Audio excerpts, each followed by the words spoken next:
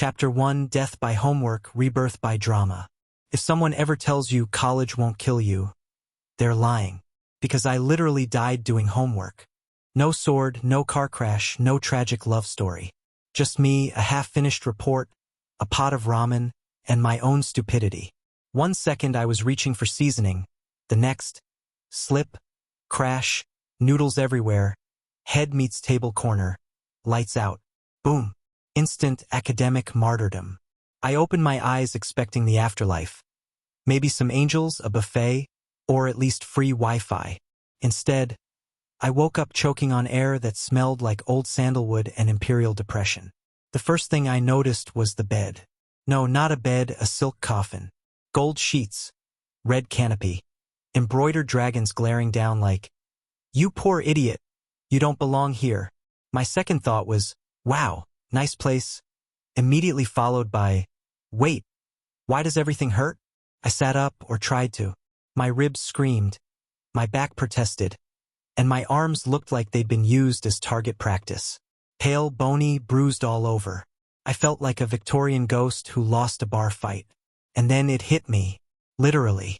A wave of memories that weren't mine slammed into my brain like a badly written drama recap. Names, faces, politics, palace full of fake smiles. And, oh great, an emperor husband who hadn't looked at me once since the wedding. Wait, I'm what? A concubine? I said out loud. The echo in the room was my only reply. Apparently, this body belonged to some poor sap named Su Mingyan, a gifted male concubine who got shoved into the imperial harem for reasons even history books would skip out of pity. A few months in, the emperor lost interest. The rest of the harem bullied him. The maids stole his food. Classic palace romance plot, but missing the romance part. I groaned and rubbed my temples. So I died as a broke college student and reincarnated as an unloved side character in a tragic harem drama. Great. Character development speedrun. Anyone? My inner monologue was going strong when the door creaked open. A maid entered, saw me awake, and dropped her tray like she'd seen a zombie. "You're alive. I mean, Your Grace. You've awoken." I squinted at her. Define alive. She bowed so fast her head almost fell off. "I shall inform the head steward at once." Before I could ask for water, she bolted. I stared at the ornate ceiling and muttered, "Sure. Go ahead. Tell everyone the useless concubine decided to resurrect himself. That'll really brighten their day." As I sat there, half naked in a silk nightmare, memories kept flashing. More like stabs, really. The real Su Mingyan crying alone under moonlight, being mocked by other concubines, kneeling in front of cold palace doors waiting for someone who never came. My chest tightened. The pain wasn't mine, but it felt like it. Poor guy. He deserved better. And now I'm him. I exhaled hard and pointed at the sky. "Listen, Cosmic Scheduler, I think there's been a mix-up. I signed up for a fantasy system with cheat powers, not a sad boy concubine gig." No reply. Just the sound of distant palace bells and my own life spiraling into historical chaos. Fine. If fate wanted to toss me into a palace soap opera, I'd play the role, but on my terms. Okay, Mingyan, new plan. Step 1. Survive. Step 2. Escape this glittery prison. Step 3. Find wine, women, and a life without royal headaches. I muttered to my reflection in the bronze mirror. I gave myself a tired grin. "Congratulations, Your Grace. You're officially unemployed." As I inspected my body further, I noticed something shiny under the pillow. A jade pendant, engraved with imperial characters. Probably a token from the emperor. I tossed it aside like a bad memory. "Keep your jade, Your Majesty. I'm cashing out." The door opened again, and a tall eunuch appeared, frowning like I owed him money. "His Majesty will not be seeing you today," he announced coldly. "Wow, you mean the Emperor still remembers I exist?" "Touching," I said, pretending to gasp. He blinked, unsure whether I was being serious.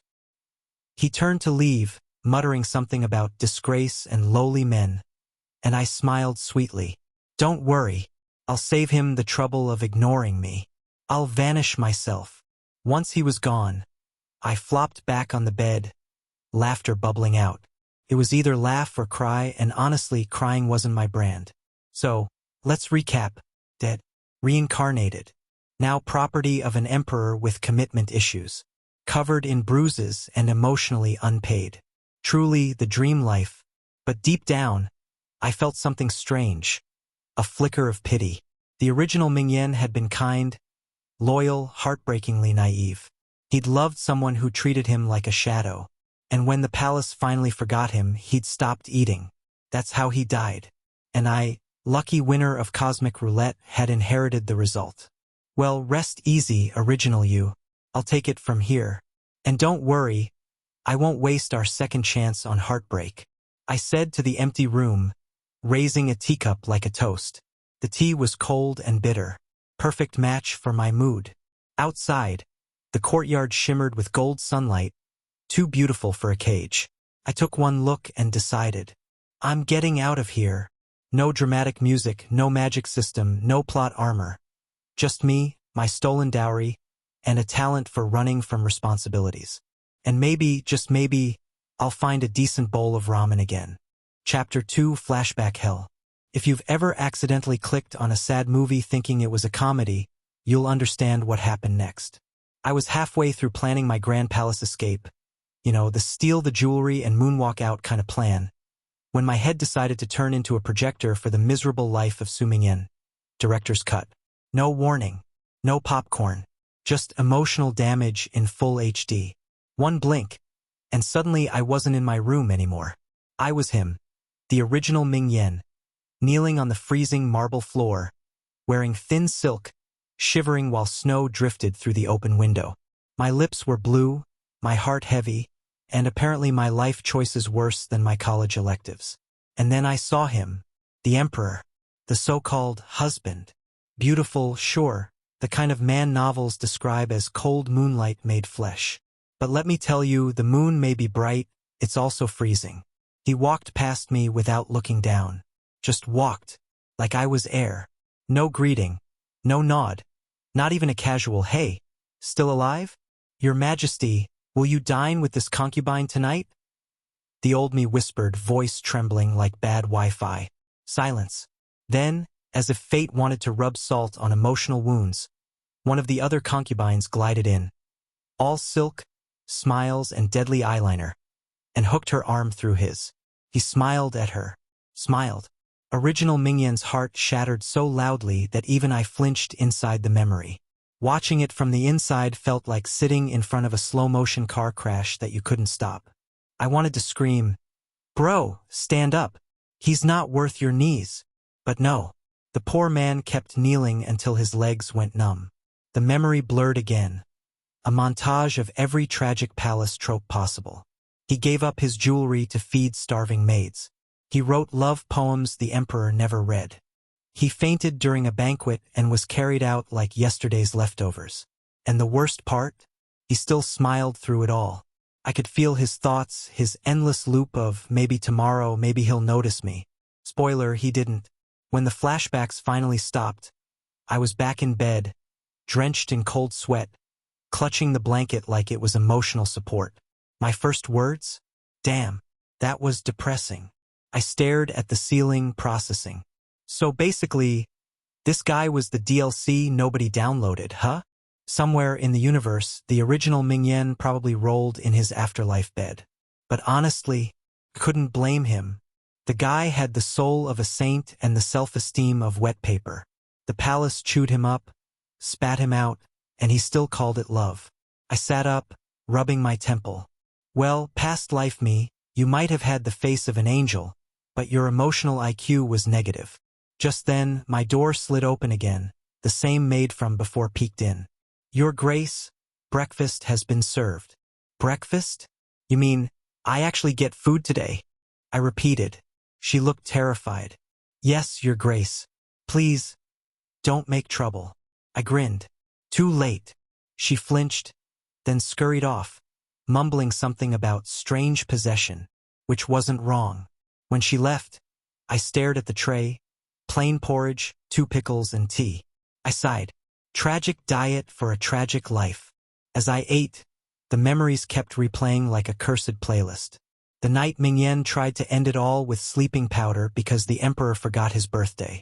The day he begged for forgiveness after being falsely accused of seducing a guard. I actually groaned out loud.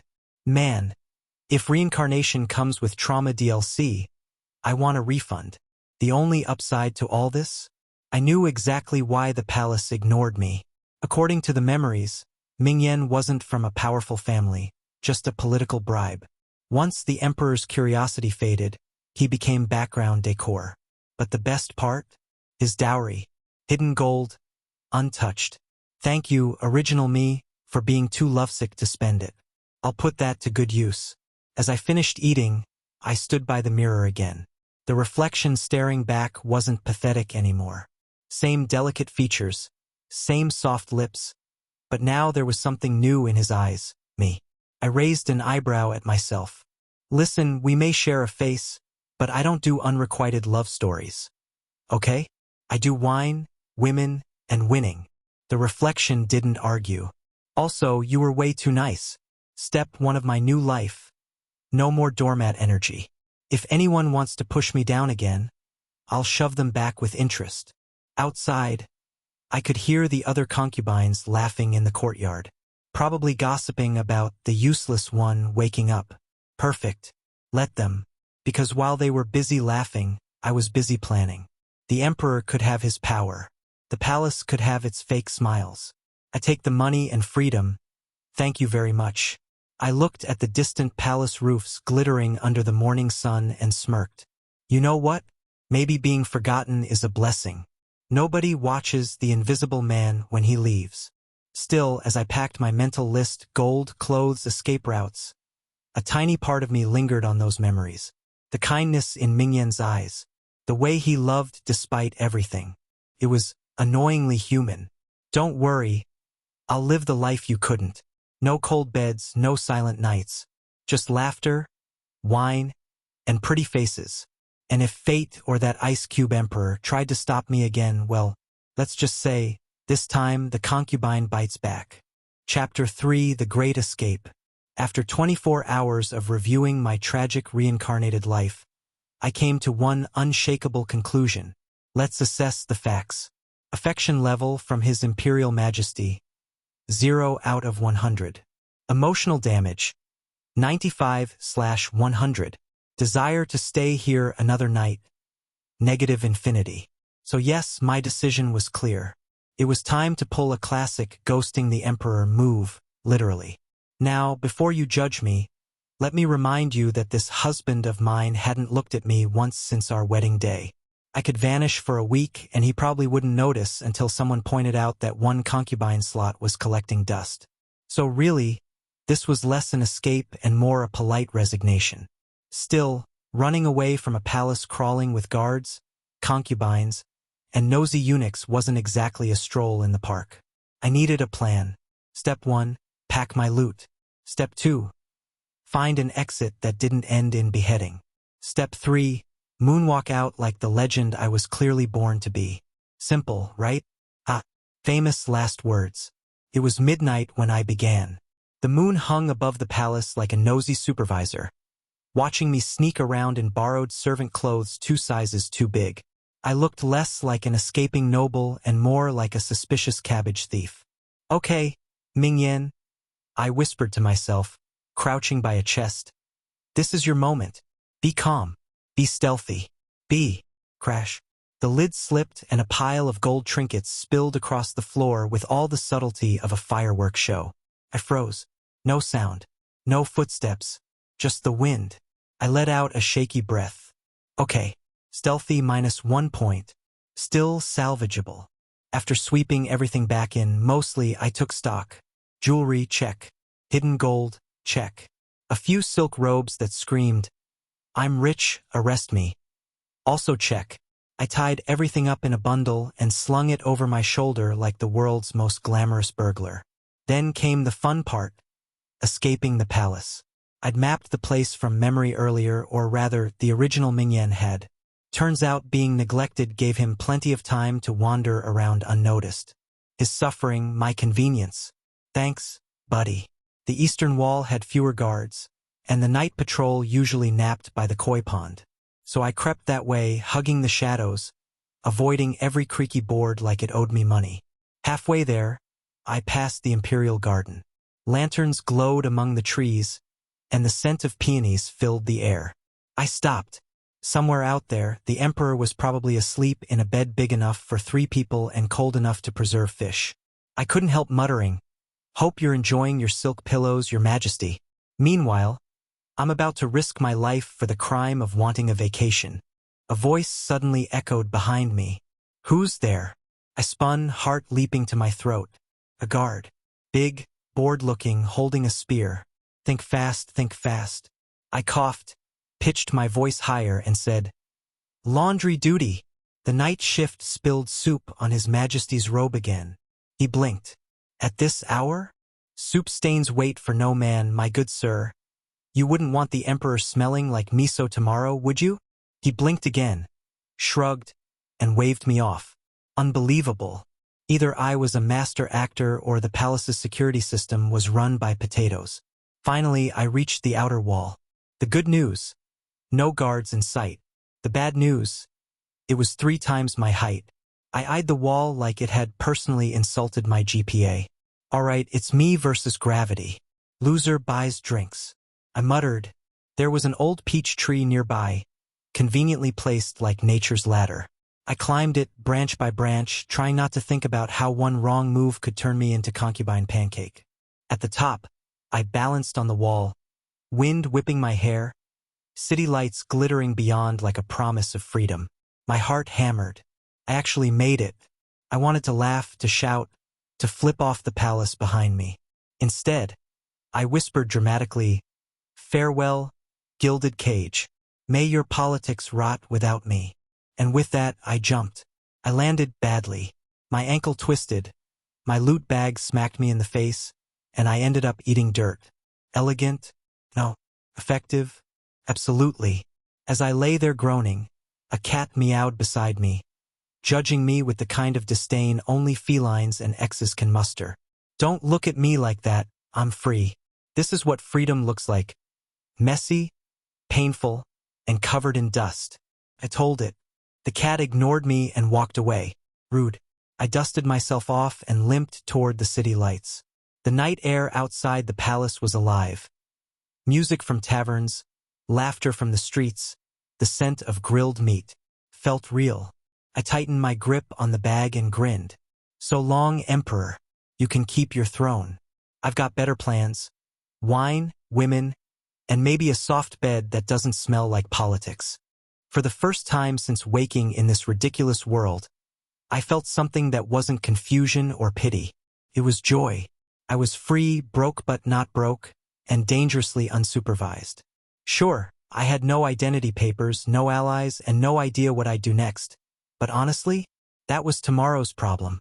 Tonight, I had gold, courage, and a thirst for something stronger than palace tea.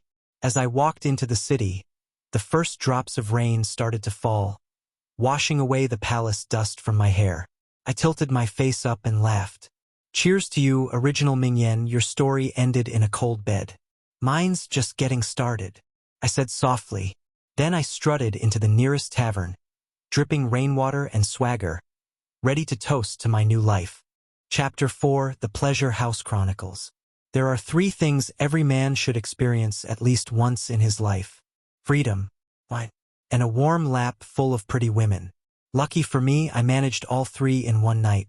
The moment I stepped into Peach Blossom Pavilion, I knew I'd found my heaven. Lanterns swayed overhead like floating fruit. Laughter spilled across the floor, and a dozen beautiful courtesans glided between tables and silks that could bankrupt an empire. The madam, a woman who looked like she'd seen every sin twice, gave me a once-over. "And who might you be, handsome stranger?" I grinned. "Call me the Prince of Peach Blossom Pavilion." She laughed, tucking the gold away faster than I could blink. "Prince, huh? Well, Your Highness, may your cup never be empty." "Trust me, it won't be," I said, already eyeing the wine jug. Within minutes, I was surrounded by soft laughter, sweet perfume, and at least 3 beauties who insisted on feeding me fruit I could have easily picked up myself. But why ruin a good thing? I leaned back, basking in attention. Ah, freedom. My old toxic husband could never compare. One of the courtesans giggled. Toxic husband? You've lived quite the life, haven't you? I raised my cup dramatically. Indeed, I've escaped marriage and emotional bankruptcy. Tonight, I drink to my freedom and to all the poor souls still trapped in politics. They laughed, though probably not at the joke, and poured me more wine. I was halfway to tipsy and fully to fabulous when the door slid open. Enter. Trouble, disguised as tall, mysterious, and annoyingly familiar. A man walked in, face half covered by a dark veil, clothes simple but somehow expensive. The kind of simple that screamed rich people pretending to be humble. He moved like a sword wrapped in silk, too graceful, too deliberate. My drunk brain immediately decided he was probably a wandering noble or a really good dancer. He caught my eye. I smirked. Mistake number 1. He walked straight toward my table. The courtesans exchanged knowing glances. Clearly, I was about to be recruited for either a duel or a threesome. When he stopped beside me, his voice was smooth, deep, and entirely too composed. Care for a drink, my friend? I blinked at him over my cup. A drink? With me? You sure? I'm not cheap, you know? He chuckled, low, almost dangerous. I can afford it.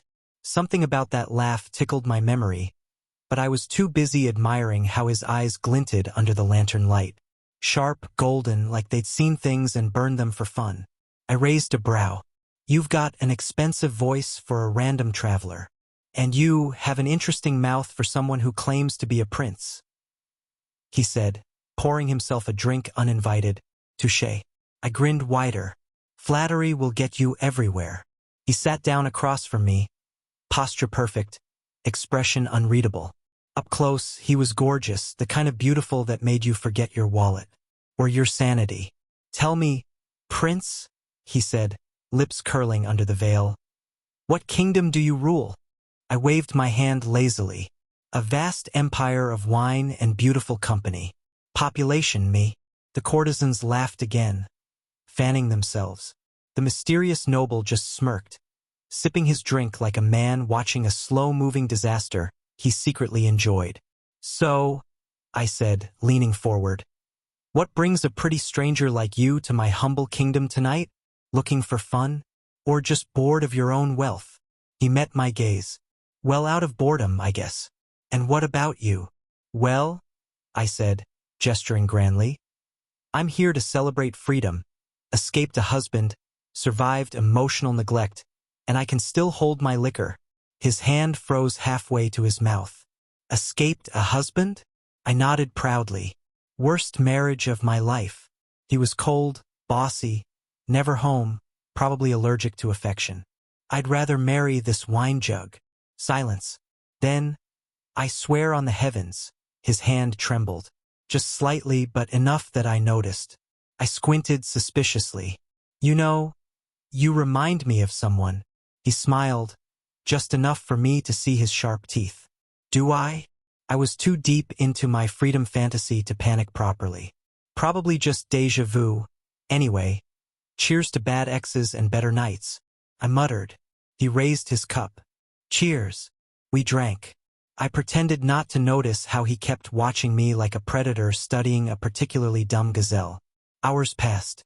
We talked, or rather, I talked, and he silently judged me between sips. I told him about my grand plans to travel the world, spend my gold, and maybe open a pleasure house of my own. He listened, smiling faintly, like someone hearing a child announce plans to conquer the moon. At one point, one of the girls whispered to me, Prince, your friend's gaze is scary.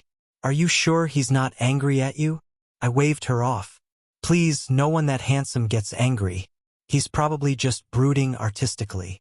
Spoiler, he was absolutely angry. By the time I stumbled out of the pavilion, pleasantly drunk and richer in both confidence and delusion, the mysterious noble followed behind at a polite distance.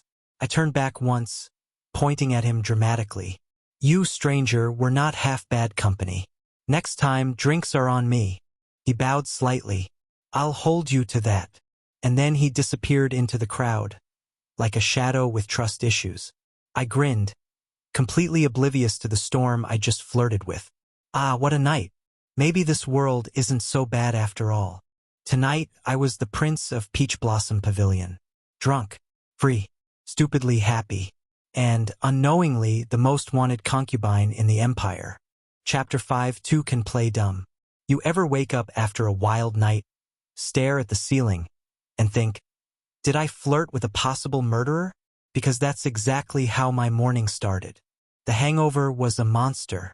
My head felt like a percussion concert. My throat was drier than my love life, and my wallet was significantly lighter. But hey, priorities.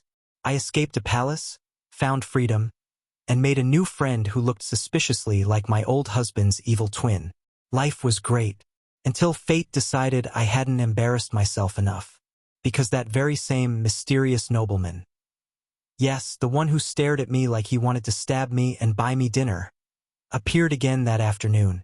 I was lounging in a tea house, pretending to read a travel scroll upside down, when a familiar voice said, "We meet again, Prince of Peach Blossom Pavilion."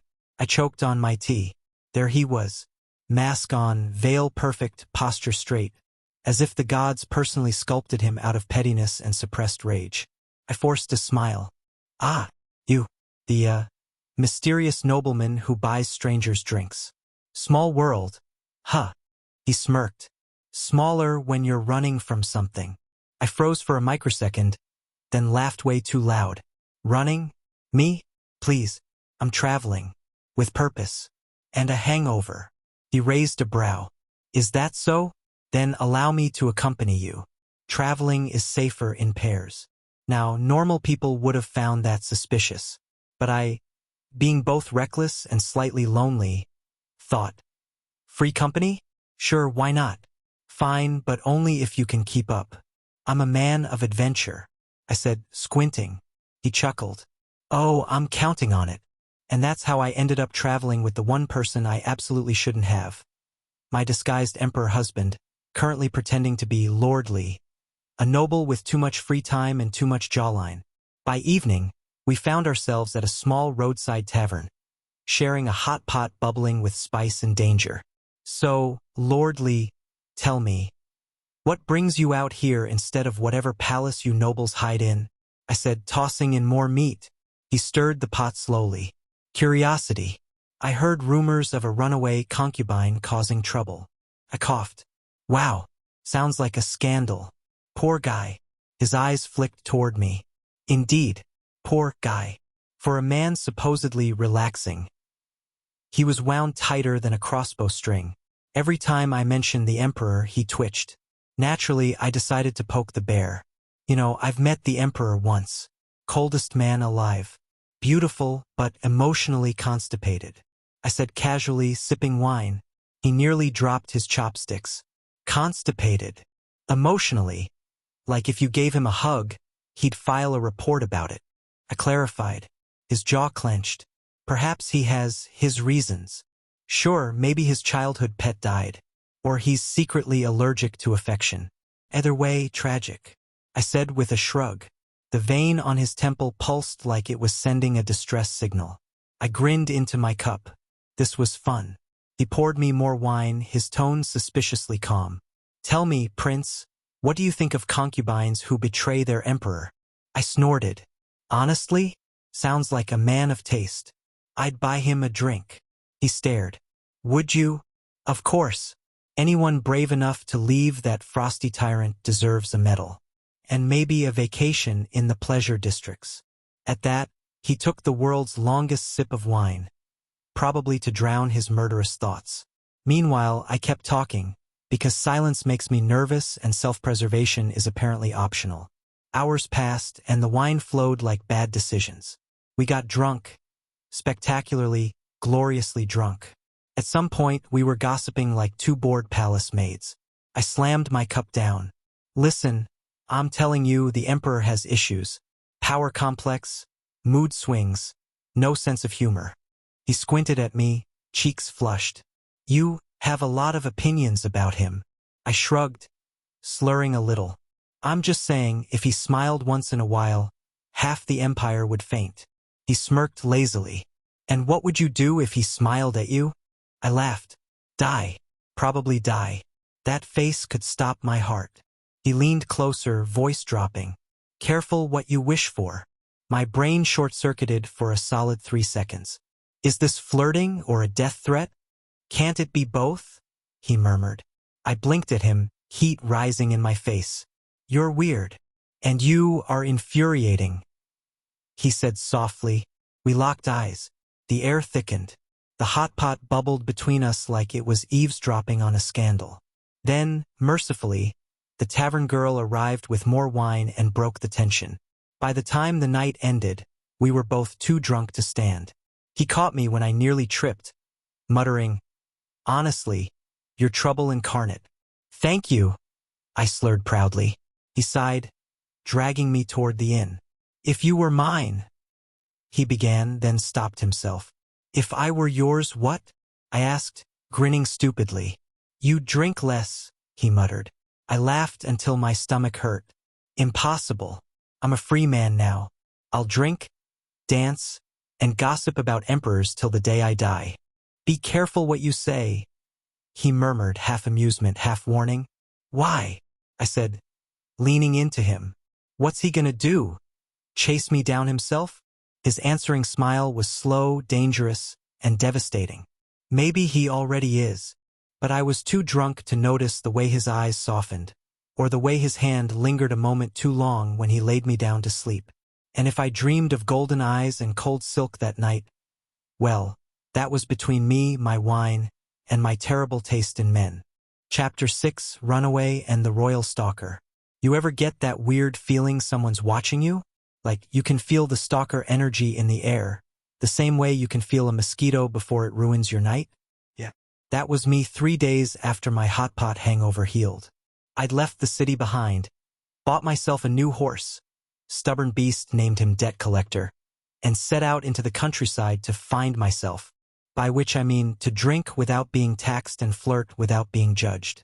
It was great, peaceful, birds chirping, no palace politics, no maids bowing like frightened noodles, until I started hearing footsteps.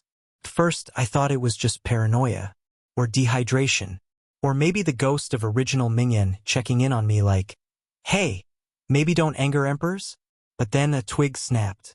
I turned around, and there he was, again, the mysterious nobleman, the same guy who got me drunk, argued about imperial constipation, and almost flirted me into an early grave. I swear I nearly fell off my horse. You again? Are you following me? Or do I just have main character energy? I barked.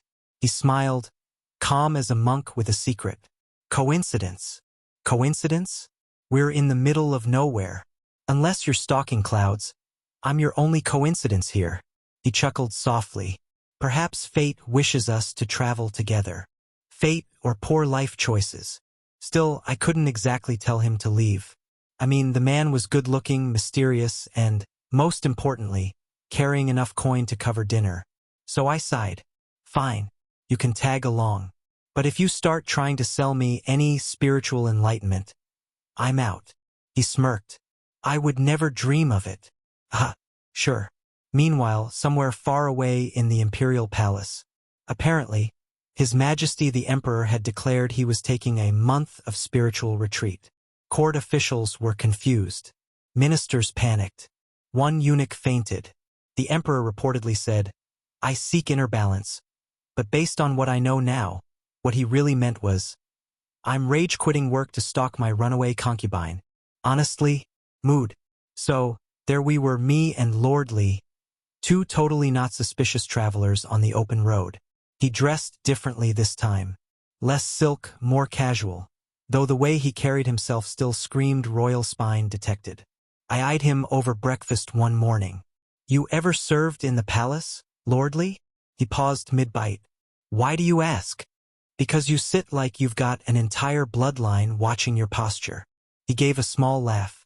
I was educated among nobility. I squinted. Figures. You even eat your porridge like it's a diplomatic negotiation. He smirked. And you eat like you're trying to start a rebellion against table manners. Touché. Still, there was something weirdly comfortable about traveling with him. We fell into a rhythm.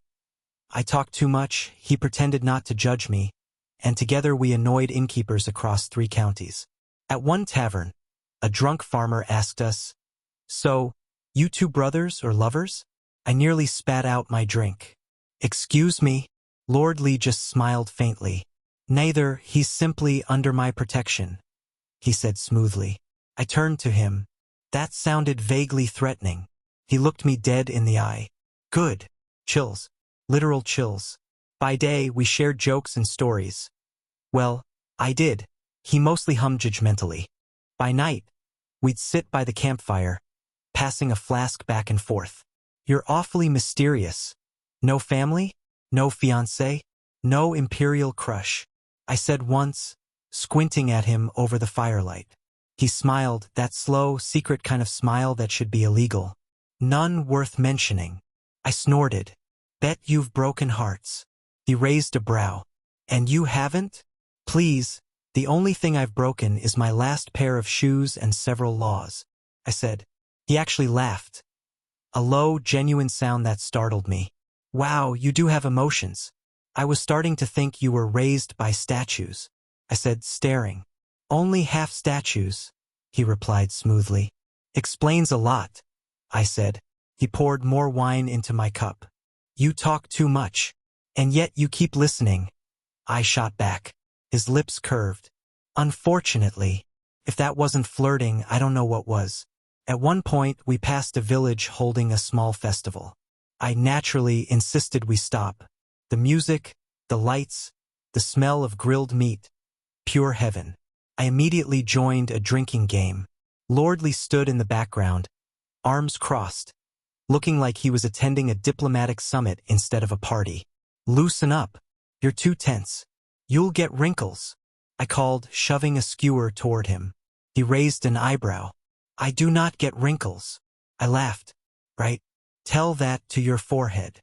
For a second, I swear he almost dropped the noble act. His eye twitched, an imperial twitch, the kind that could command armies. But instead of snapping, he just sighed, took the skewer, and ate. Progress. By the end of the night, I was drunk again, shouting about my dream of opening a tavern. "Would you serve there?" he asked dryly. "Only if they pay double and tip well," I slurred. He smiled faintly, looking at me like I was both a headache and a miracle.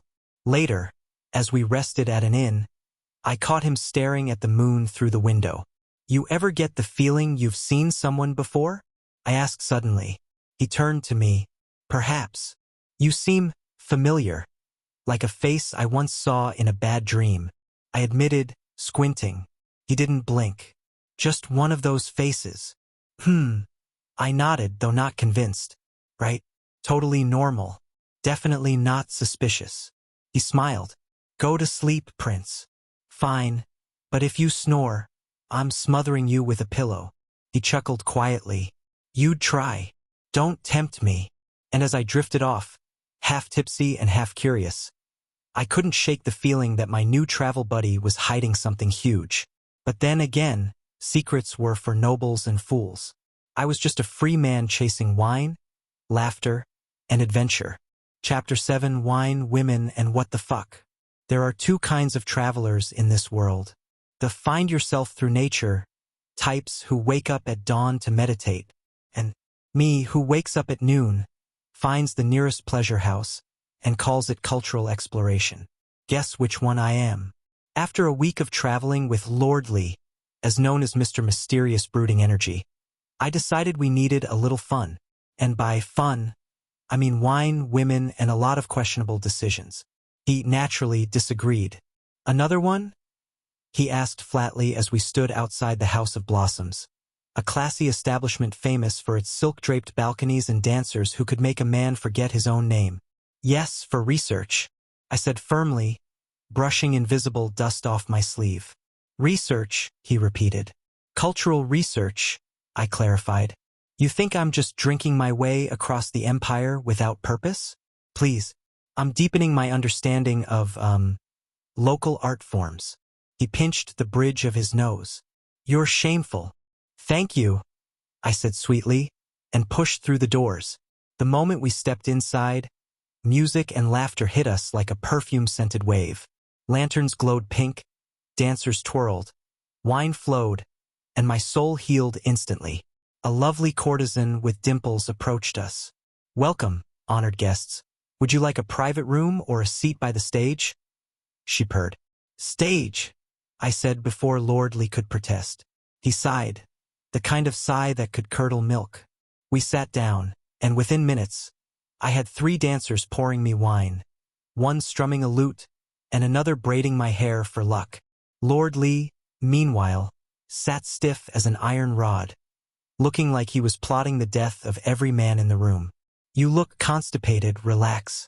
You're supposed to enjoy yourself, I told him cheerfully. I'm perfectly relaxed, he lied. I grinned.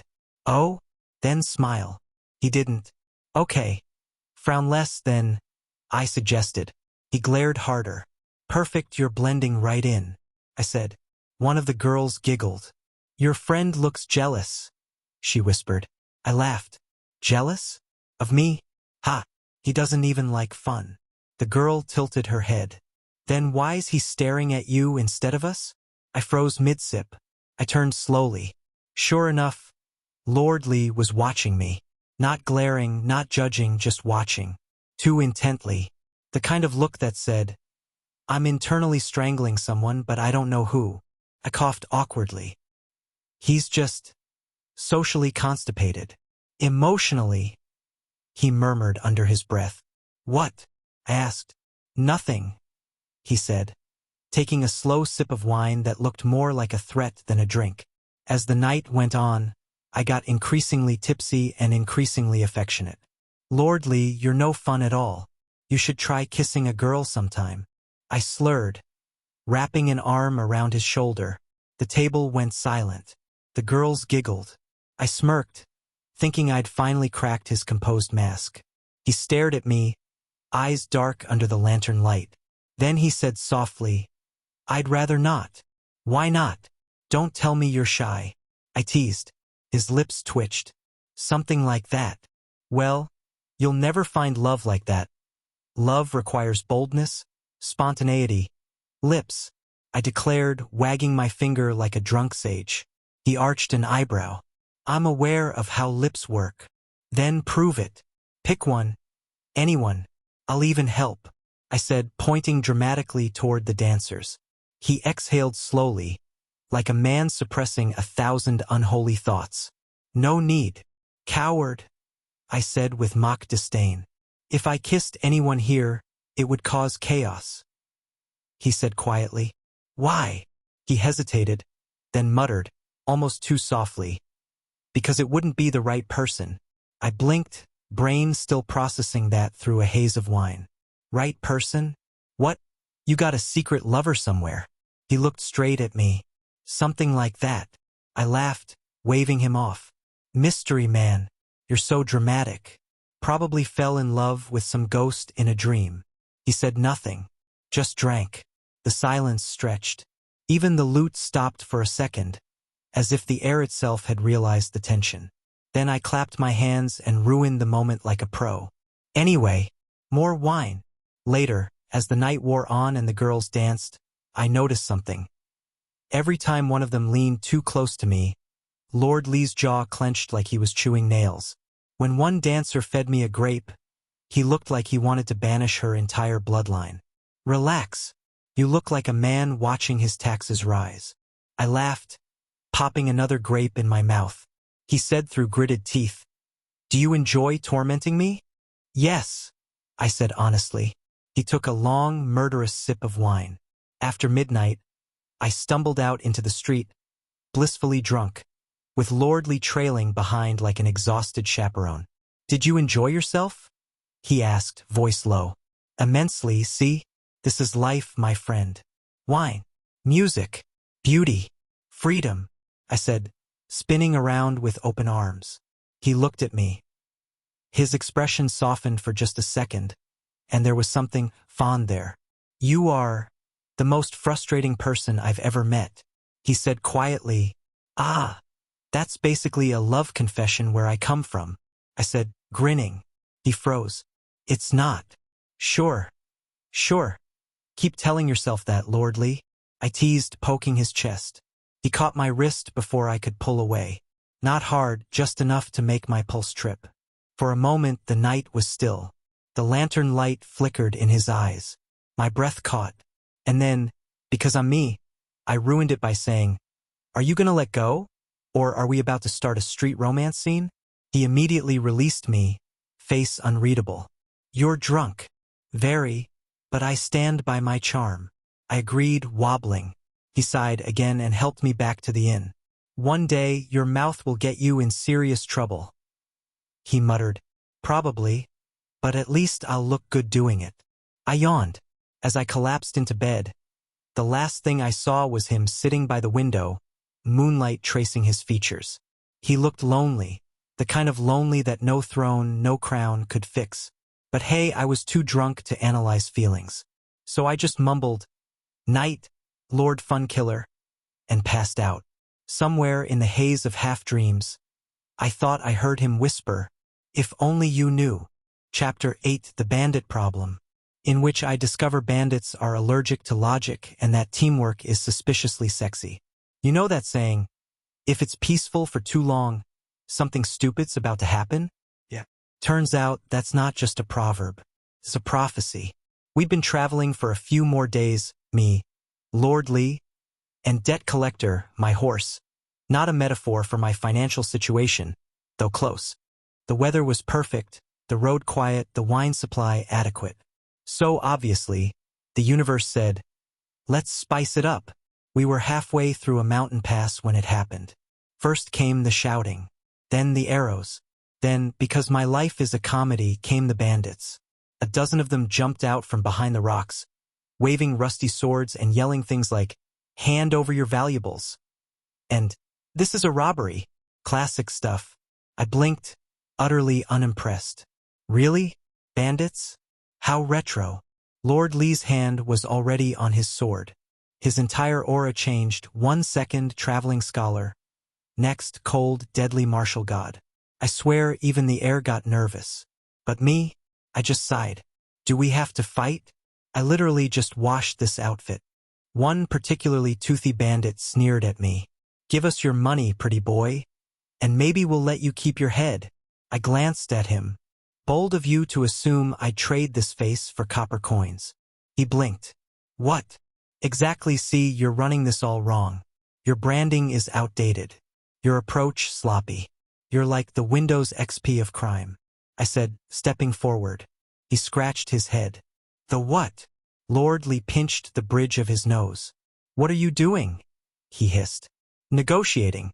You think I'm gonna duel with my noodle arms?" I whispered. The bandit chief frowned. "Stop talking weird and hand over the money." I raised a finger. "Counteroffer. You take our horse? Leave us alone. And I won't write a bad review about your bandit service." "Review?" "Yes. I'll tell everyone in the next town how unprofessional your ambush was. Look at your formation. Half of you came out late. The shouting wasn't synchronized. And, sorry, who was on lookout duty?" I said solemnly. They looked around awkwardly. I pointed at a scrawny guy in the back. "You, right? You clearly missed us coming for half a mile. I could have written my will before you even noticed me." The guy stammered, I was on rock duty." "Rock duty? What, were you holding the mountain together?" I asked. Even the other bandits snorted. Lord Lee coughed, covering what suspiciously sounded like a laugh. "Enough!" the leader barked, blushing. "We'll gut you first, you mouthy brat. Wait, before you commit to this whole gutting thing, let me ask you something important." I interrupted.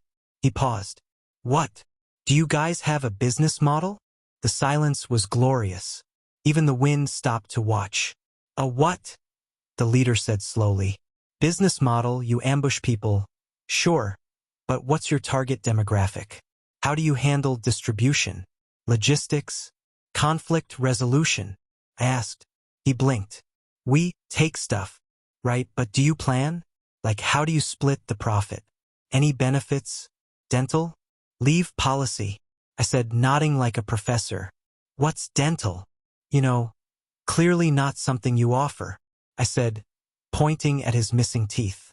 Lord Lee's shoulders were shaking now, definitely laughing. Quietly, I continued, Gentlemen, you're underachieving. You could be charging tolls, hiring guards, forming a legitimate mercenary company. But instead, you're robbing random travelers in the middle of nowhere. No offense, but your ROI is tragic. One bandit raised a hand. What's an ROI? Return on investment. It's, you know what, never mind. Point is, you're doing crime inefficiently. I explained. The chief frowned, visibly trying to process all that. So what should we do then? Easy, rob rich merchants, not broke travelers like us. And diversify. Protection fees, escort services, maybe even sell bandit insurance. You'd make twice the profit, half the effort. I said, grinning. They all started murmuring among themselves. Boss, he's got a point. Yeah. I hate running after people uphill. We could totally charge tolls. The leader hesitated. But we don't know how to start that kind of thing. I clapped him on the shoulder. Lucky for you, I majored in surviving bad ideas. Step 1, let us go. Step 2, rebrand. He stared at me for a long moment, then shrugged. All right. Just like that, they let us pass. Lord Lee and I walked away in stunned silence. When we were finally out of earshot, he turned to me, eyes gleaming. What in the 9 heavens was that? Modern logic. Didn't think I'd survive my thesis, but here we are. I said proudly. He actually laughed. Like, full laugh. Out loud. I blinked. Wow, you do that. He smiled. That rare, dangerous smile that made my stomach feel weird. I underestimated you. I grinned. Everyone does. It's my superpower. You were reckless, but clever, he said, but there was warmth in his tone. Please, I've been talking my way out of trouble since middle school. Bandits are easier than professors, I said. He shook his head, still smiling. You're unbelievable. Thank you, I said. We rode on, and for once there was no tension, just laughter and the occasional sarcastic comment.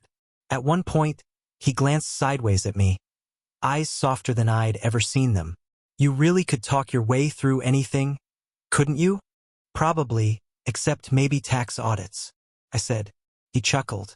Or love. I froze. What was that? Nothing, he said smoothly, looking away. I narrowed my eyes. You sure? Sounded like foreshadowing. He smirked. You read too many plays. You stalk too many travelers. He coughed. Coincidence. Sure. Just like the last 5 coincidences, I said, grinning. That night, as we camped under the stars, he handed me a blanket. Our fingers brushed. Thanks, I said casually, ignoring the weird flutter in my chest. He didn't answer, just sat beside me, staring at the fire. Somewhere in the dark, an owl hooted. The flames danced between us, warm, steady, alive. I smirked. You know, we make a pretty good team, I said. He looked at me, really looked, and said quietly, we do. And for once, I didn't have a witty comeback. So I just leaned back, watching the stars, pretending I didn't notice the way his gaze lingered on me long after I closed my eyes. Chapter 9, The Hot Spring Incident, in which I achieve enlightenment via steam and make a friend question his entire existence. If I had a coin for every time I accidentally walked into a bad fanfic scenario, I'd, well, have enough to buy this in. Started with rain. Heavy, cold, miserable rain. The kind of rain that laughs at umbrellas and personal boundaries. We'd been traveling for hours when Lord Lee spotted an inn tucked into the mountainside. Steam rose from behind it, curling like smoke. Hot springs, he said, in that calm, low voice of his that could probably convince rocks to follow orders. Hot springs? As in, steamy water, soft towels, relaxation, and absolutely no responsibility. I repeated. He nodded once. I beamed.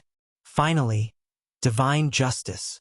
The innkeeper was a round, cheerful man with the kind of face that screams, knows everyone's business. He looked between us, then smiled like he'd just spotted gossip gold. Ah, travelers. Long road, eh? You two share a room. I shrugged. Sure, one room's fine. Save money. Lord Lee twitched slightly. We can. Excellent. We'll prepare the lover's suite. The innkeeper cut in. I blinked. Wait. The what? Too late. He was already shouting for staff to bring rose petals and scented oil. I turned to Lord Lee. You heard him. Lover's suite. Don't worry. I'll sleep on the floor. His jaw tightened. It's not that. Oh? You want the bed? Bold of you, my lord. He inhaled like he was counting to 10 in his head. You're infuriating. I'm charming, I corrected, grinning. Fast forward an hour. There I was, submerged in a pool of heaven, sighing dramatically as the steam wrapped around me like a warm blanket. This is the peak of civilization. If I die now, I'll die hydrated. I said to no one. Glad you're enjoying yourself, came Lord Lee's voice from the other side of the spring. He was half submerged, hair wet, expression maddeningly composed. For a man who's supposed to be a mild noble, he had the shoulders of a demigod. Not fair. Enjoying? I'm transcending. Look, my soul's exfoliating. I scoffed. He raised an eyebrow. Do all modern scholars speak like this? Only the enlightened ones. You should try it. I said, splashing water lazily. I'm already regretting it. We soaked in silence for a while. Steam drifted lazily around us. Somewhere outside, a night bird called. Then, because fate loves chaos, the universe said, let's drop a towel. Literally. Mine. I reached for it and splash. It floated just out of reach. I leaned forward, water rippling, and suddenly Lord Lee's hand shot out to grab it for me. Our fingers brushed. I looked up. He looked down. For one unbearable second, time stopped. Steam curled between us. His eyes, dark, sharp, slightly panicked, met mine. Thanks, I said casually, pretending my heart wasn't trying to do parkour in my chest. He cleared his throat. You should be more careful. Of towels. Of everything. The way he said that made the air hotter than the water. I snorted, breaking the moment. Relax. You look like you're about to duel a ghost. He turned away, probably to hide the micro-expression war happening on his face. If I'd looked closer, I might have noticed the faint red tint on his ears. But alas, I was too busy admiring how the steam made me look mysterious and ethereal. Priorities. I got out first, wrapping my towel around my waist like a victorious gladiator of leisure. Hey, you're still in there? I called. A pause. Then, yes. Come on, don't be shy. I promise not to peek. You've been peeking since you got here. That's slander. I have merely been observing the human form for artistic purposes. I said, artistic, he repeated. Yes, I call it Hot Spring Hero, the study of steam and sin. He sighed, finally standing. And oh no, let's just say the man was built, like carved from marble, unfairly structured built. I turned so fast I nearly gave myself whiplash. Wow, look at that wall. Beautiful architecture. So, minimalist. Behind me a low chuckle. Afraid, scholar? Afraid? Ha, no. Just respecting privacy, which is what civilized people do. Totally fine. Totally not rethinking my life choices. He stepped closer, towel loose around his hips. I could feel the smirk in his tone. You're blushing. Steam rash, very common. I said immediately. He hummed, that dangerous, knowing hum that vibrated right into my ribcage. Interesting. We ended up back in our rose-scented, extremely awkward room. I sat on the bed, hair still damp, pretending to read a travel scroll. Lord Lee was by the window, staring into the night like he was trying to meditate the confusion out of his system. Finally, I broke the silence. So, that was fun, right? Fun, he repeated. You know, relaxing, cleansing, character development. He turned to me, eyes sharp enough to cut diamonds. You are the most dangerous man I've ever met. I blinked. Me? I didn't even do anything. That is exactly the problem, he said, voice low, and with that, he turned and left for a walk. I stared after him, confused. What's his deal? The water too hot? Then I shrugged. Whatever. More bed for me. I flopped down, closed my eyes and mumbled, I swear, he's so uptight. If he doesn't loosen up, he'll snap like dry noodles. Outside, I could faintly hear his frustrated voice muttering something like, why him of all people? Followed by the sound of pacing. I just rolled over and fell asleep, dreaming of hot springs and free snacks. Chapter 10. The Secrets We Don't Tell.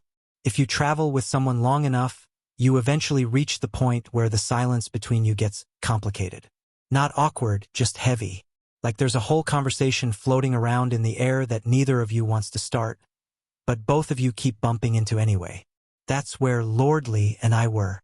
We'd been on the road for weeks now, eating together, sleeping under the same roof, occasionally nearly dying together, bonding, basically. I'd stopped questioning why he never took off that damn veil in crowded places. Some people are just ugly shy. But lately, he'd started asking questions. Dangerous ones. It began innocently enough. Morning light streamed into the roadside inn, dust motes dancing in the air like lazy fairies. I was halfway through my third dumpling when he suddenly asked, tell me about your family. I froze mid-bite. My family? He nodded, calm as ever, sipping his tea like he hadn't just tossed a grenade into my breakfast. I swallowed. Well, that's a long and tragic story involving betrayal, heartbreak, and livestock. He blinked. Livestock. Yes, my wife ran off with my horse. I said gravely. A pause. Your horse. She said he was more stable than me. He stared. Then, God's help me, he laughed. Out loud. A proper laugh that made his shoulders shake and his eyes soften. And damn it, why did that sound nice? He smirked. And your wife? I leaned back, stretching. Beautiful woman. Hair like silk, temper like a volcano. I still miss the horse more. That earned another chuckle. Mission accomplished. Dodge successful. Emotional intimacy avoided. Or so I thought. Later that night, we were sitting by a campfire. The sky above was an ocean of stars, and the air was cool enough that I pulled my cloak a little tighter. He handed me a bowl of soup. Thanks. So, what's with the sudden curiosity, Lordly? You planning to write my biography? I said, blowing on it. He looked at me over the rim of his bowl. Just trying to understand you. Dangerous hobby, I said. I like a challenge. Well, I once ran a black market tutoring service. Does that count? I said, pretending to think. He raised an eyebrow. That's not what I meant. I shrugged. Hey, you ask vague, you get vague. He was quiet for a bit, then said softly, you talk a lot, but you never say anything real. That hit harder than I wanted it to. I covered it with a grin. Of course not. If I started saying real things, people might expect emotional growth. I'm allergic to that. He didn't laugh, just watched me. Steady, thoughtful, a little too perceptive. You're running from something, he said finally. Technically, I'm riding from something. Running's for peasants. I said. He sighed, rubbing his temple like he was dealing with a particularly stubborn child. You know what I mean, do I? I thought we were bonding over soup, I said, tilting my head. He didn't push, which was somehow worse. He just looked at me with those dark, knowing eyes and said quietly, one day, you'll tell me the truth. And I, professional deflector, king of nonsense, didn't know what to say. So I took another sip of soup and muttered, you assume I even know it myself. Later still, after the fire had burned low, we opened the wine. Well, I opened the wine. He tolerated it like a man regretting all his life choices. To freedom, I said, raising my cup. He clinked his against mine. To chaos. We drank. After a few cups, he asked, so, your husband, what was he like? I choked. Excuse me? You mentioned running from your husband once. Was he cruel? He said casually, too casually. All right, that. My spontaneous runaway spouse lie from 3 towns ago. Fantastic. I took a long drink. Cruel? Oh yes, terrible man. Never smiled. Had this constant resting tyrant face. Sounds dreadful, he said. The worst. Always brooding. Couldn't take a joke. Probably allergic to joy. I see. And you? You didn't love him? His tone was unreadable. I blinked at the stars. Love's expensive, and I'm broke, I said. For a while, neither of us said anything. Just the crackle of fire and the soft hum of crickets. Then he said, almost too softly, he was a fool, whoever he was. I looked at him. He wasn't smiling this time. Why? I asked. Because any man who lets someone like you go deserves to be haunted by your laughter forever. He said. My chest did something weird. Uncomfortable. Warm. Dangerous. So obviously I ruined the moment. Well, if he regrets it, he can find me at the next pleasure house, I said, smirking. That earned me a quiet snort, but his gaze lingered, heavy, unreadable, almost sad. We lay down under the stars, each wrapped in our own cloak. Hey, lordly, I said after a while. Yes. If your family's as noble as you claim, why re you traveling like a broke poet? He chuckled softly. Maybe I ran away too. From what? He paused. From myself. Deep 10 out of 10, very mysterious. You'll have the ladies swooning, I said. I'm not interested in ladies. My brain hiccuped. Oh. He turned his head toward me, eyes glinting in the firelight. And you? Me? Oh, I'm interested in ladies. Exclusively. Respectfully. Sometimes irresponsibly. I said quickly. He smiled, that small, almost fond smile that made me feel seen and mocked at the same time. I know. We stared at each other for a moment longer than was reasonable. Then I laughed awkwardly and rolled over. Good night, lordly. Good night, runaway scholar. That night I couldn't sleep. His words kept circling in my head like drunk butterflies. He was a fool. Any man who lets someone like you go. Ridiculous. He was just being nice, right? I pulled the blanket over my face and muttered, don't read into it. He's just weird. Rich people say poetic nonsense all the time. But my chest still felt unreasonably warm. And as I drifted off, one stupid thought refused to leave me. Maybe, just maybe, being asked about your secrets by someone who actually listens isn't the worst thing in the world. Chapter 11, Jealousy, Thy Name is Majesty. You know how sometimes life feels like a drama you didn't audition for? Well, mine's been on the chaotic romantic comedy channel for a while now. But today, someone changed it to jealousy-fueled melodrama with bonus violence. We'd arrived in a little riverside town that looked like it had been painted by someone who loved lanterns and poor life choices. Colorful stalls, music, laughter, and, most importantly, a pleasure house with a neon pink sign that basically whispered my name. Lordly. I can hear the siren call of alcohol and questionable decisions. Let's go, I said, tugging his sleeve. He sighed. Must we? Yes, for cultural research, I said solemnly. He muttered something about regret but followed anyway. I think at this point he'd given up on pretending to have control over his life. The place was lively, full of laughter, perfume, and the sound of silk brushing against skin.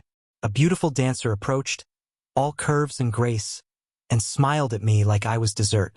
Traveler, would you like to join us for a song? She said sweetly. Would I? My lady, I was born for this moment, I said, grinning.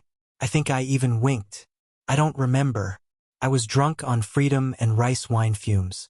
She giggled, placing a delicate hand on my arm, and I swear the air sizzled.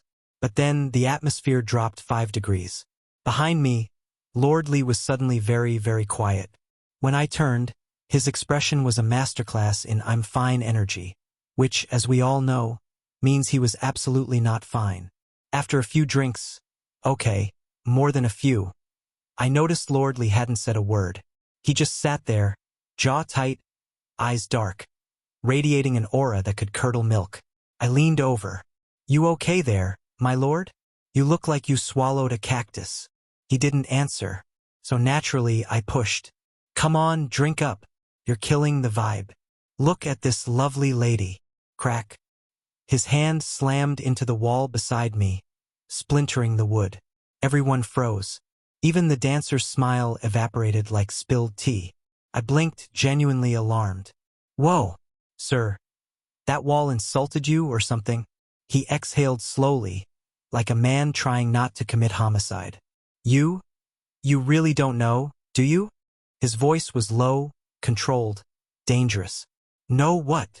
I said, because apparently I enjoy flirting with death. He took a step closer. Too close.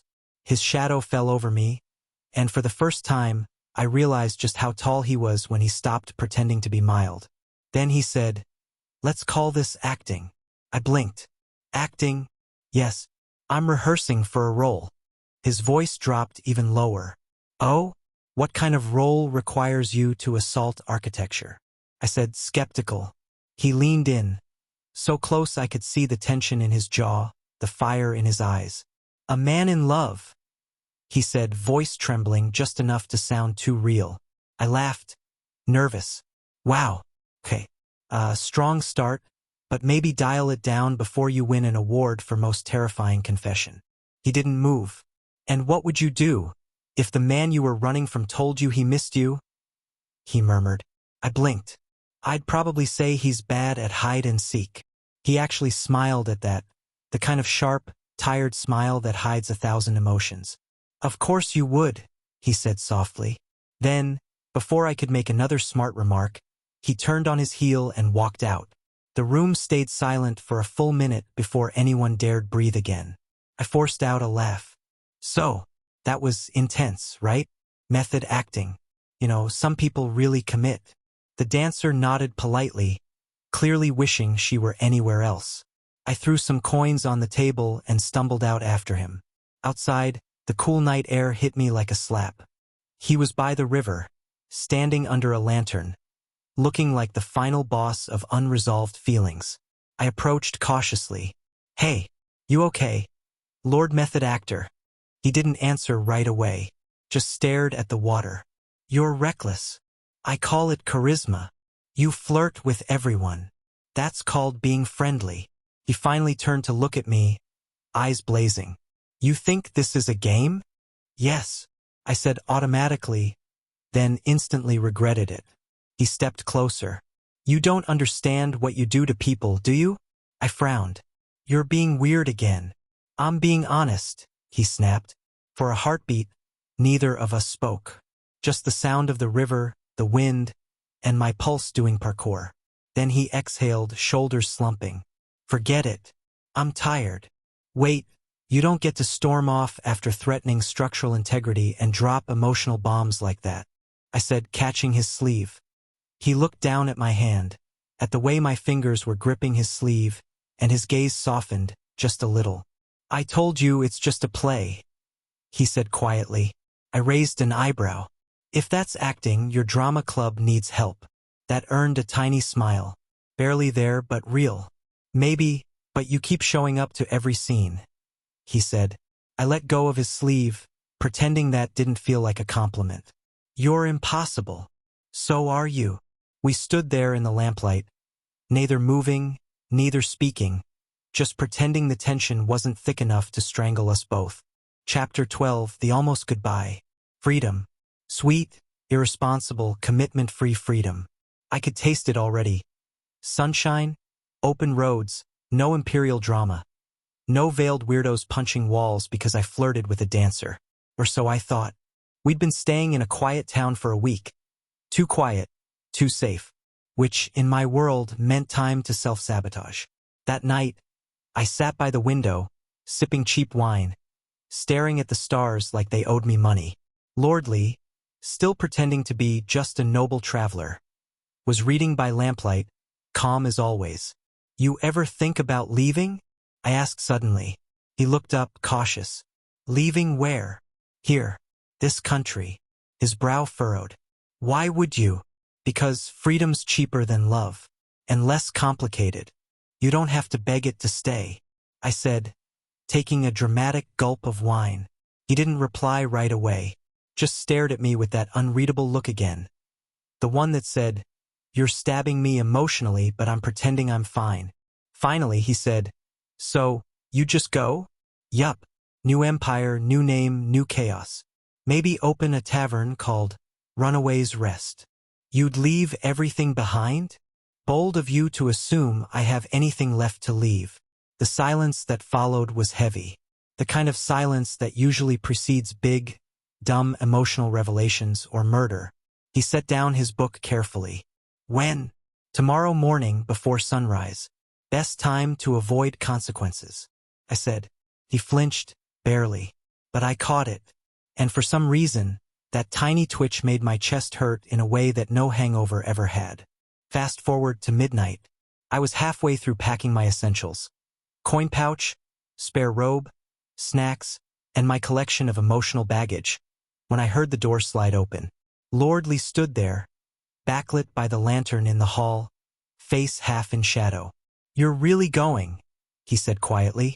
Yep, adventure awaits, my good sir, I said cheerfully, pretending I wasn't internally collapsing. He stepped inside, closing the door behind him. The air shifted thicker somehow, charged. Why? You said you were happy here. He asked again, voice soft but sharp.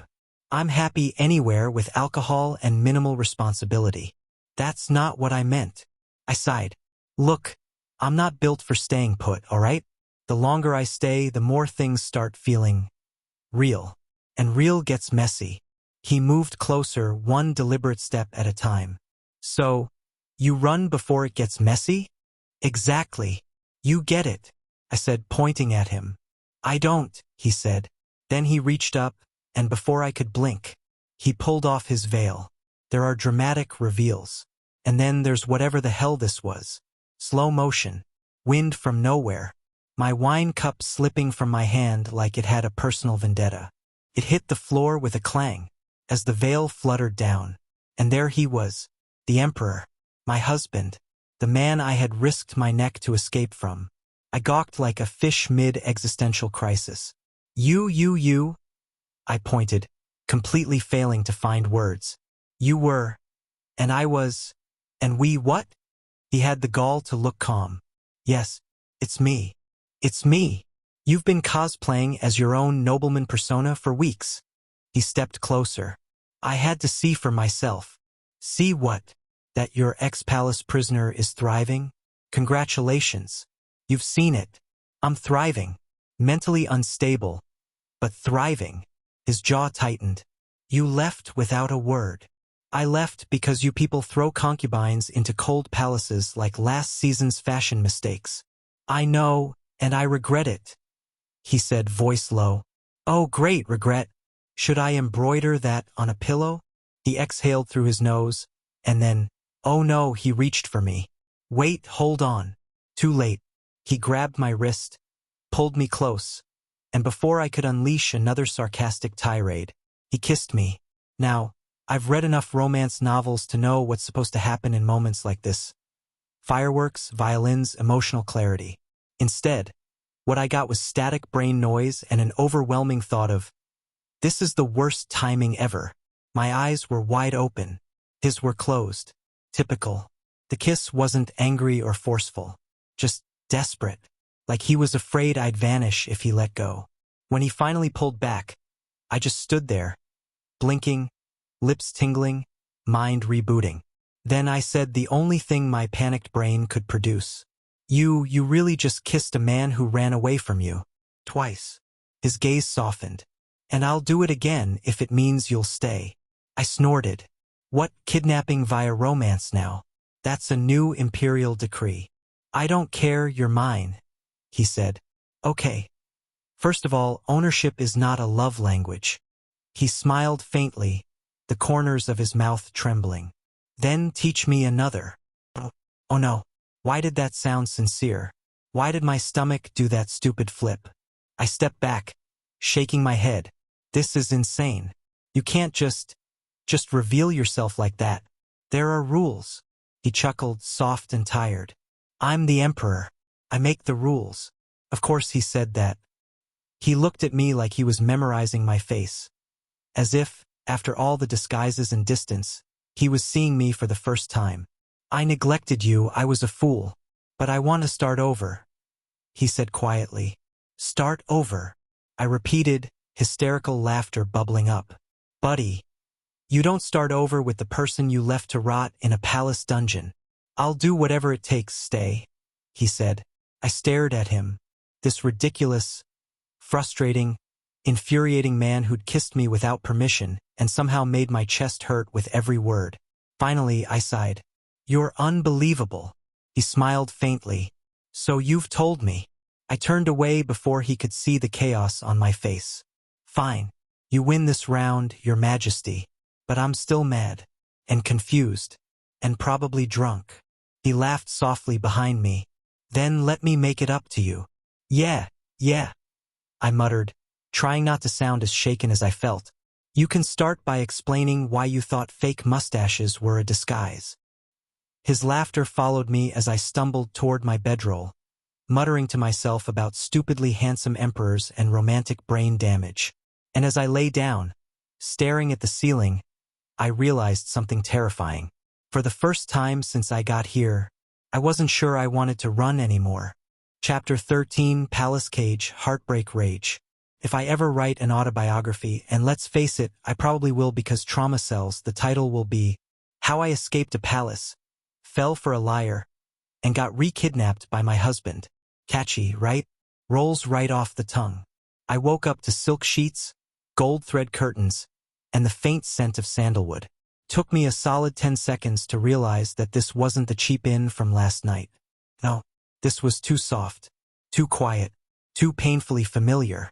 Then I sat up and saw the golden dragon carvings on the bedpost. Oh no, I muttered. A palace maid entered, head bowed so low she might as well have been auditioning for the floor. Your Grace, His Majesty requests your presence for breakfast. His Majesty can choke on his own breakfast. Tell him I'm allergic to betrayal, I said sweetly. The poor girl flinched. Your Grace, I'm serious, you bring me food. I throw it out the window. You bring me the Emperor. I jump out with the food. I snapped. She looked like she wanted to cry. I sighed. Fine. Tell him I'm meditating on inner peace and the urge to commit homicide. He'll understand. She scurried away. I flopped back onto the pillow and stared at the ceiling like it had wronged me personally. Freedom, dead. Trust, dead. My will to live, hanging on by a sarcastic thread. A few hours later, he showed up. The Emperor, my husband, my ex-runaway partner, my walking mistake in royal robes. He entered like he owned the place, which technically he did. His guards stayed outside, leaving us in suffocating silence. You're awake, he said. I sat cross-legged on the bed, arms folded. Wow, look who's observant. Next, you'll tell me water is wet. He exhaled slowly. You were unconscious when we returned. I had to. Don't act like dragging me back here was a favor. You could have just let me go. I cut in. I couldn't, you belong here, he said. Correction. I belong wherever you aren't, I said. He looked pained. Good. I made mistakes, I ignored you before. I won't again, he said. Oh, wonderful. Can't wait for the next round of royal gaslighting. Do I get a crown for surviving this one? I said. He tried to approach, but I held up a hand. Just don't come closer. I'm still deciding whether to throw the teapot or your ego first. He stopped, but not for long. Because of course he didn't. The man has the patience of a toddler with a crown. Servants brought in food. An entire imperial spread. Roast duck, sweet buns, wine, exotic fruit. Enough to feed a small army or one emotionally constipated emperor. He gestured toward it. Eat. You haven't had anything since yesterday. I gave the table a long theatrical look. I don't eat bullshit. He blinked. It's food. It's betrayal in steamed form. If I eat that, I'll choke on the hypocrisy, I said. He frowned. You're being childish. I smiled sweetly. Oh, sorry. I left my gratitude for royal kidnapping in my other robe. His jaw tightened. You could at least listen. Oh, I am. Every word, every excuse, Every tragic man monologue about regret. Go on, Your Majesty. Tell me how sorry you are again. Maybe this time I'll stop being furious and start swooning. I interrupted. He stared at me for a long time. Then, without warning, he stepped forward. Don't you dare, I warned. He dared. He caught my wrist. Not harshly, but firm enough that my pulse spiked. I said, don't. I started, and then he kissed me. Slow, deliberate, like time had slowed down again just to mock me. My brain screamed no, but my body froze, traitor that it is. When he pulled back, I wiped my mouth aggressively. Wow. Kidnapping, lying, and now unsolicited affection. Truly, Your Majesty, you're checking all the boxes for a restraining order. He actually smiled, though faintly. You're still the same. Oh, good. Because apparently you prefer me sarcastic and imprisoned. He sighed. You think I don't regret this? Every day I've watched you slip away from me. I didn't know how else to keep you. Maybe don't trap people next time? It's not that hard. I snapped. His expression softened, too soft. If I let you go again, I won't see you again. Correct, that's what letting go means. Very perceptive. But something in his eyes, that damn sadness, made my throat tighten. I hated that. I hated that he looked at me like I was something fragile and precious. Like he didn't realize he was the one who'd broken it. The next few days blurred together. Guards outside my chamber. Lavish food I refused to eat. Gifts piling up like guilt offerings. Every night he came to talk. Every night I told him to leave. Every night he didn't. Once, I caught him sneaking in while I pretended to sleep. He brushed hair from my face. Gentle, reverent. Like I was some sacred thing instead of the man he'd locked up. I wanted to hit him. I wanted to hate him. Mostly, I wanted to stop wanting anything from him at all. Because that's what the palace really was, not gold, not glory.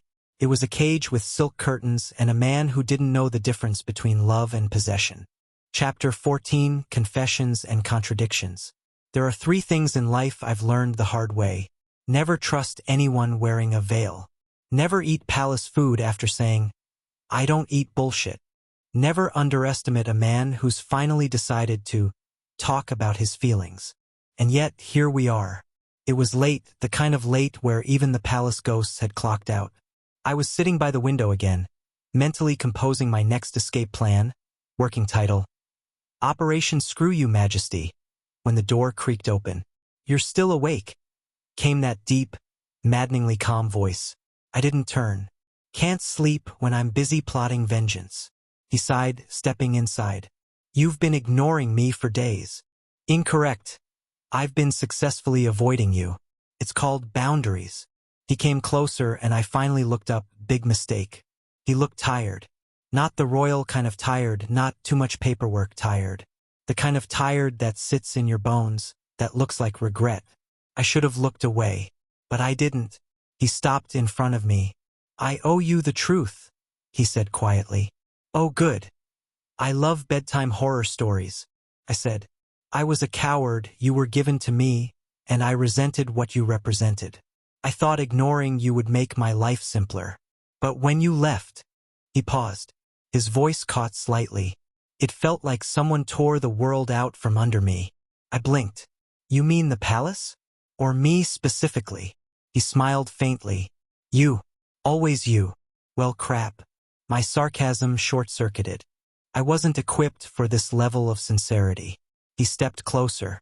I tried to convince myself it was anger. But when I saw you laughing, free, alive, I realized it wasn't rage I felt. Let me guess, constipation? Love, he said simply. Oh, just that. One word. Dropped like a royal bomb in the middle of my emotional minefield. Love, I repeated, blinking rapidly. As in romantic love? Or like, the way you love your pet tiger. The kind that makes me insane when you're not near. The kind that makes me want to burn kingdoms if it means keeping you safe. Okay, whoa, I said, raising my hands.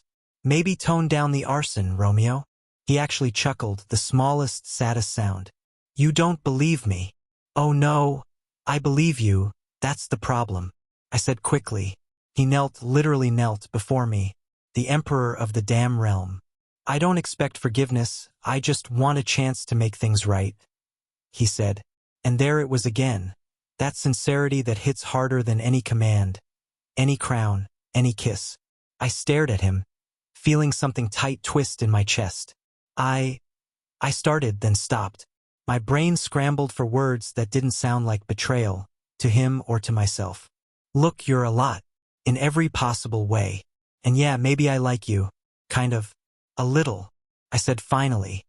He looked up sharply, hope flickering in his eyes.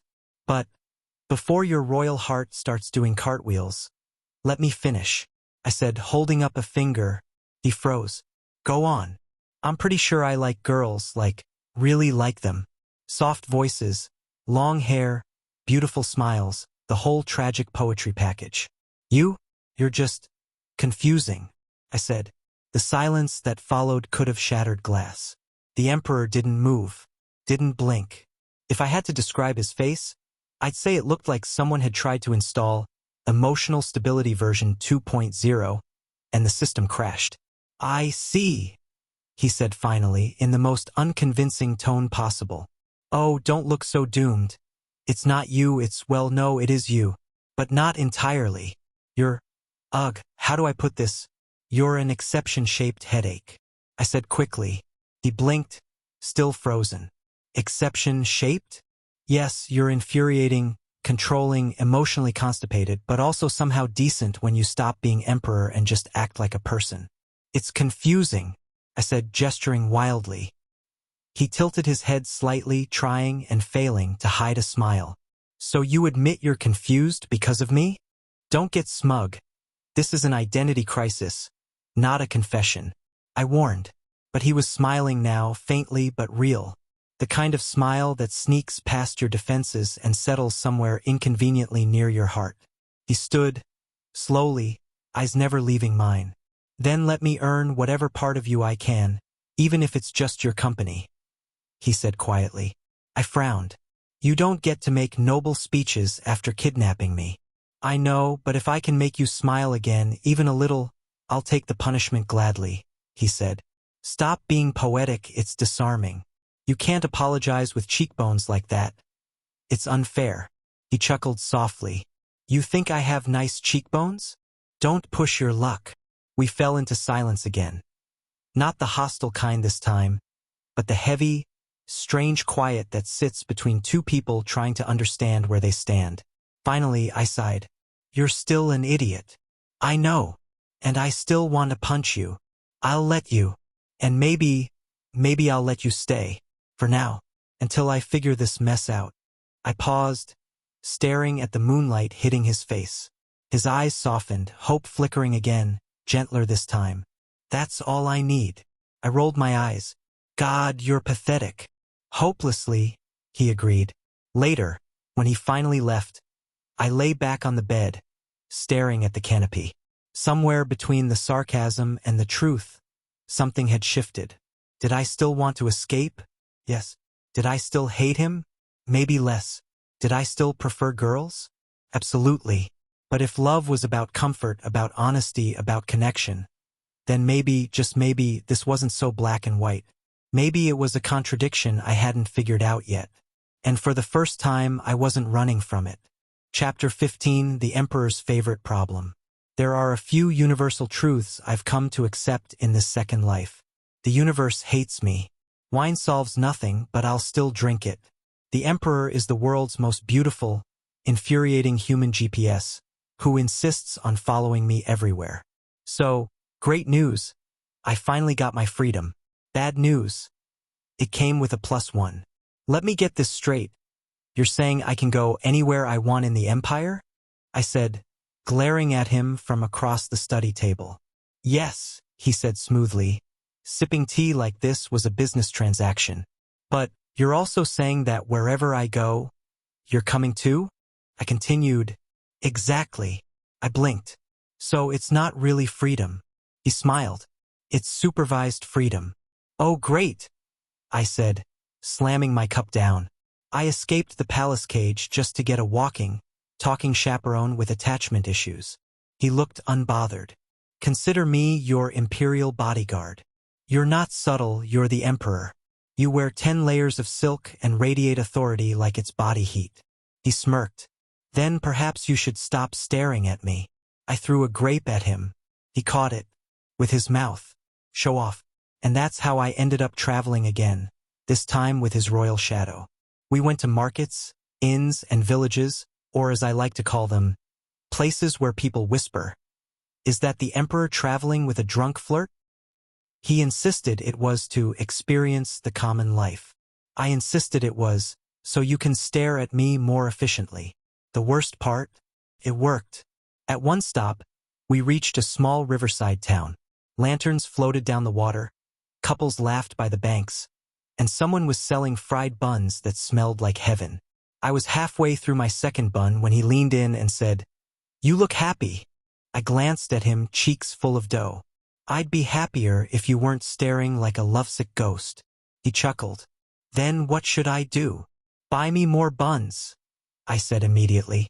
He did, without hesitation.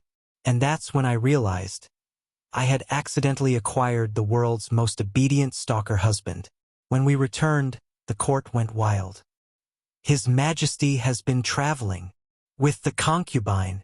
They stayed in the same room. Okay, to be fair, that last one was technically true. But it wasn't my fault. Every inn had one last room left. "Let them talk," he said lazily, lounging beside me on a veranda. "Oh, I'll also write the rumors myself. I'm thinking of starting with, Emperor kidnaps charming genius to avoid state duties." He looked at me sideways. Later that night, we ended up sharing a bottle. Or 3. "Tell me something," I said, tipsy enough to get philosophical. "Why do you even like me? I'm rude, ungrateful, and probably traumatized beyond repair." He looked amused. "That's exactly why." I squinted. "That's not an answer. That's a diagnosis." He smiled faintly. "You challenge me. You remind me I'm human." I blinked. "That's suspiciously romantic." "I mean it, you're the only one who's ever looked me in the eye and said no," he said softly. "Oh no, I'm your emotional support rebellion." I groaned. He chuckled. "Something like that." We stared at each other for a moment too long. The wine was half gone, my logic fully gone. Then he leaned in, slow, careful, like he was asking permission. I should have stopped him. I didn't. And yes, fine, maybe I closed the distance first. Just a little. The kiss was warm, clumsy, and entirely unfair, because it felt too good for someone who still hadn't decided what he wanted.